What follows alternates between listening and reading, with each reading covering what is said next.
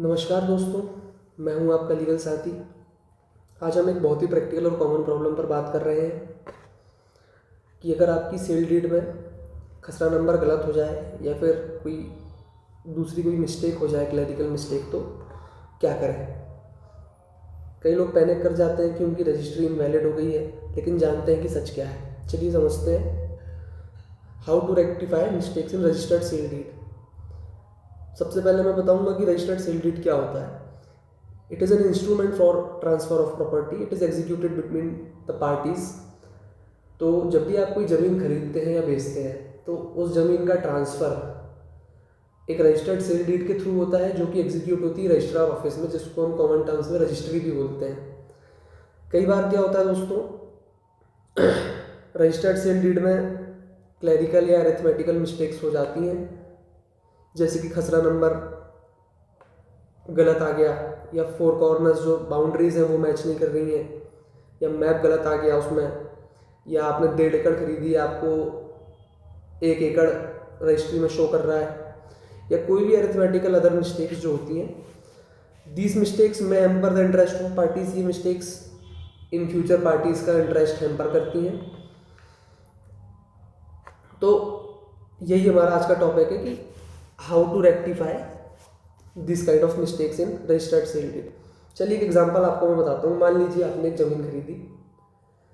ज़मीन की जो रजिस्टर्ड सेल डीड में 4 कॉर्नर्स हैं, चारों बाउंड्री हैं, वो सही है, नक्शा आपका सही है, आपको पोजीशन भी मिल गया ज़मीन का, लेकिन एक प्रॉब्लम आपको आ गई है, आपका खसरा नंबर गलत आ गया। मान लीजिए आपने 63 नंबर का आपने प्लॉट खरीदा, मगर खसरा नंबर 64 बता रहा है उसमें। तो ऐसे में आपका ये सवाल रहता है कि क्या आपकी सिर्फ कस्टमर नंबर की गलती से ओनरशिप कैंसिल हो जाएगी, ख़त्म हो जाएगी? तो इसका जवाब है नहीं, बिल्कुल नहीं। लॉ ये कहता है कि अगर प्रॉपर्टी की पहचान बाउंड्रीज से क्लियर है, बाउंड्रीज प्रॉपर्टी की सेम है या मैप सेम है, तो सिर्फ खसरा नंबर की गलती से आपका टाइटल नहीं जाएगा।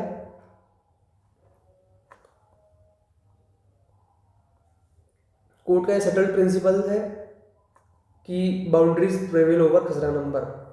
मतलब अगर 4 सीमाएं मैच कर रही हैं तो खसरा नंबर की गलती सिर्फ क्लरिकल एरर मानी जाएगी, लेकिन इसे इग्नोर करना खतरनाक हो सकता है, क्योंकि फ्यूचर में आपको आपका नाम चढ़वाने में, जो रेवेन्यू रिकॉर्ड्स हैं उस पर आपका नाम अगर आप चढ़वाने जाएंगे तो आपको दिक्कत होगी। आप उसको बेचेंगे, जब आप उसको सेल करने जाएंगे तो आपको प्रॉब्लम हो सकती है, या फिर आप उस ज़मीन के ऊपर आप लोन लेना चाहते हैं उसको बंधक बना करके, तो भी आपको काफ़ी प्रॉब्लम्स हो सकती हैं। तो इस मिस्टेक को आप इग्नोर नहीं कर सकते। इससे आपका टाइटल नहीं जाएगा, लेकिन इससे अदर प्रॉब्लम्स आपके सर पर खड़ी हो सकती हैं, इसलिए इसको इग्नोर करना आपके लिए खतरनाक हो सकता है। तो सबसे इम्पोर्टेंट बात है कि how to rectify these mistakes. इस प्रॉब्लम का सॉल्यूशन क्या है? तो सबसे पहला सॉल्यूशन है आप रजिस्ट्रार ऑफिस जाएं, और बेस्ट ऑप्शन है कि आप rectification sale deed registrar office में एग्जीक्यूट करें।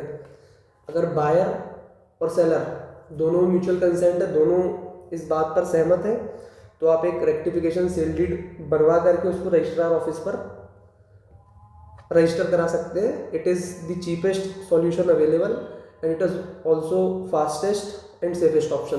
तो सबसे पहला ऑप्शन आपको यही रखना है। इसके लिए आपको रजिस्ट्रार ऑफिस जाना पड़ेगा।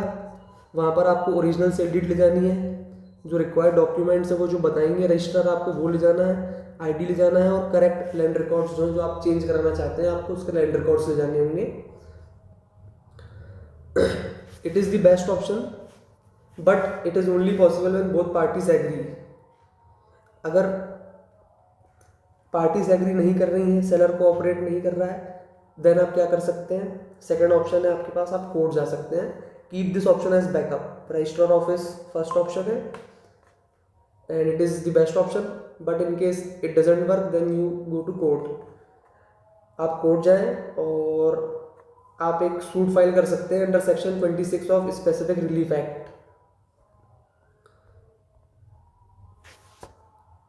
तो ये कोर्ट का ऑप्शन है। It can be invoked when parties don't agree, no substantial relief from registrar. मतलब जब पार्टीज एग्री नहीं करती हैं और सब्सटेंशियल रिलीफ आपको रजिस्ट्रार ऑफिस से नहीं मिल रहा है, then you can file a suit under section 26 of specific relief act.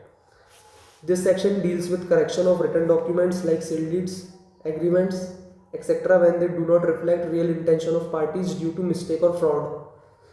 इसका ये मतलब है कि दिस सेक्शन, ये जो सेक्शन है ये डील करता है with correction of return documents. जो रिटर्न डॉक्यूमेंट्स आप एग्जीक्यूट करते हैं, जैसे आपकी रजिस्ट्री हो गई या आपका कोई विल हो गई या कोई एग्रीमेंट है, इनमें अगर कोई मिस्टेक या कुछ फ्रॉड होता है आपके साथ, तो इनको करेक्शन अगर आपको कराना है तो you can get relief under this section.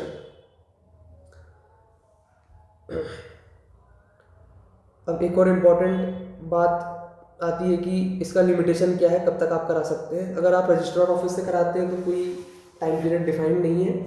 कई बार मैंने देखा हूँ कि रजिस्टर्ड सेल डीड 10-10, 15-15 साल पुरानी भी ईजिली रेक्टिफाइड हो जाती है। बट अगर आप कोर्ट के थ्रू आप कराना चाह रहे हैं तो there is limitation of 3 years from the date of discovery. मतलब जिस डेट को आप पता चलता है कि मेरी रजिस्ट्री में सो एंड सो मिस्टेक है, उस डेट से लगा करके 3 साल तक का टाइम रहता है आपके पास। आप कोर्ट जाएं और रिलीफ आप कोर्ट से सीख करें। तो मैं यही कहूँगा कि अगर आपके केस में ज़मीन सेम है, बाउंड्रीज सेम है, तो तुरंत सेलर से आप बात करें और एक रेक्टिफिकेशन डीड करा लें। इन केस सेलर नहीं मानता है, आप कोर्ट जाएं, अच्छे एडवोकेट को आप लगाएं अपने केस में और he will definitely help you out. Delay मत करें। अगर आपको प्रॉपर्टी लॉ से जुड़े ऐसे प्रैक्टिकल टॉपिक्स जानने हैं तो इस चैनल को सब्सक्राइब करें और आपके केस में कोई प्रॉब्लम है तो कमेंट में ज़रूर बताएं, मैं आपकी ज़रूर से मदद करूँगा। Thank you.